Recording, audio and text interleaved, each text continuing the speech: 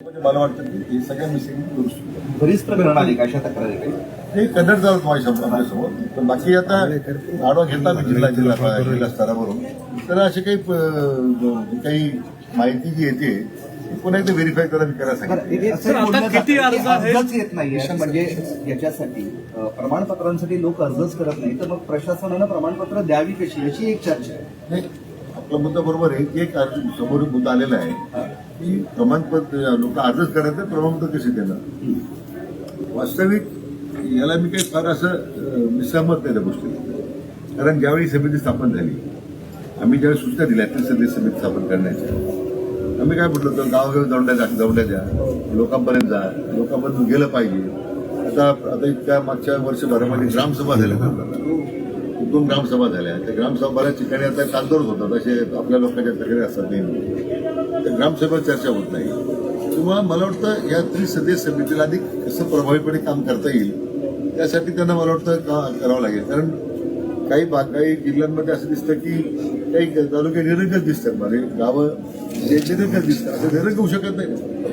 इथं आलेला अर्ज किंवा लोकांनी अर्जच केले असं नाही ज्या जिल्ह्यांमध्ये विषयाची होती तेच अर्ज येत नाही असं म्हणणं चुकीचं आहे. पण आता अर्ज किती आहेत किती केलेले आहेत दिलेत किती असं तुमचं काय नाही आता स्टॅटिस्टिक्स माझ्या मताप्रमाणे समिती गठीत होण्यापूर्वी साधारण 2.5 लाख दाखल दिलेले होते आणि समिती गठीत झाल्यानंतर मागच्या 5-6 महिन्यात आपण 61,000 दाखल केले 61,000 दाखले दिले.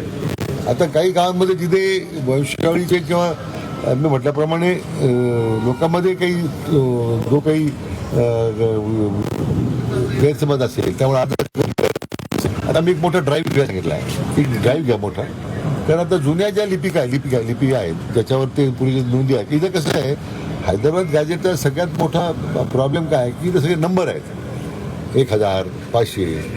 तसं पश्चिम महाराष्ट्रामध्ये किंवा अन्य ठिकाणी नावाने नोंदी आहेत. आता हे नंबरमुळे आपण वंशवळी निश्चित करायला सांगितली आणि आता मला वाटतं आता आम्ही नवीन SOP तयार केलं ती कॉपी देतो आपल्याला मी पण ते तो एक मोठा ड्राईव्ह झाला ना तर मला वाटतं अनेक बऱ्यापैकी याला फक्त जरांगे पाटलांना किती वेळ मागणार आहे तुम्ही हे सगळं जे आता सांगितलंय काही गोष्टी सुधार आणण्यासाठी आता तुम्ही उपोषण करू नये म्हणून विनंती करतो त्यांना तर किती दिवस लागणार आता त्यांना विनंती करू त्यांची काय भूमिका आहे ती एकदा समजून घेऊ.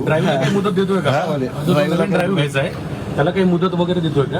हो मुदत मी आमच्या विभाग आयुक्त सर मी देतोय का मी कार्यवाही करतो पण आता त्यांच्याशी एकदा चर्चा केल्यानंतर त्यांचे काही मुद्दे आणखीन त्याच्यामध्ये आता न्यायमूर्ती शिंदे साहेबांशी मी बोललो ते स्वतःने मराठवाड्यामध्ये दौरा केला नायब शिंदेंनी त्याने गती पुष्कळ आलेली आहे. आता जे 58 लाख नोंदीचा जे पाटील उल्लेख करतायत तो सगळ्या राज्याचा उल्लेख आहे.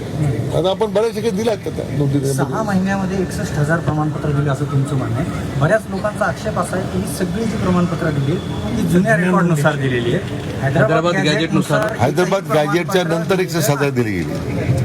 हैदराबाद गॅजेटच्या नंतर 61,000 दिली गेली. ते गॅजेटच्या उल्लेखाची आहेत का जुन्या उल्लेखानी गॅजेटचा आधार आहे का त्याप्रमाणे गॅजेटचा आधार घेऊनच केलं त्या वंशवळ एस्टॅब्लिश करताच केलं आपल्याला. ठीक सर अभी जो मीटिंग हुई उसके बारे में अभी मीटिंग काफ़ी विस्तार से हमारी चर्चा हुई. जहाँ जहाँ कुछ खामियां हैं उसके ऊपर अभी गौर कर रहे हैं हम. लेकिन सरकार ने जो कदम उठाए मैं समझता हूँ कि हमारे लोगों ने काफ़ी अच्छा काम किया और करने की आवश्यकता है तो अभी उसका और काम करेंगे. कितने दिन की मोहलत मांगी अभी देखते हैं उससे बात करके